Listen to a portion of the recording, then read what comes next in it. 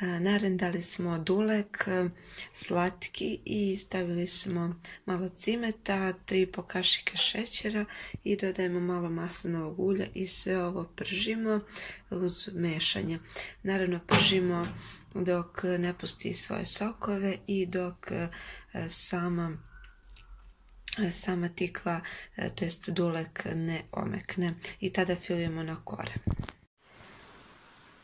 Pleh smo premazali sa margarinom, možete i maslicem, zaista budu lepo pečene kore i ukusnije. Ovako treba da izgleda smesa kojom filujemo kore. Ovako je spremno, taman. I sada smo filovali kore na ovakav način i savijamo i stavljamo da se peče. Ovdje smo pomešali malo ulja i malo vode, gdje ćemo sada gotove nafilovane kore preliti preko i stavljamo da se peče na 200 stepeni. Gotove su kada lepo porumene.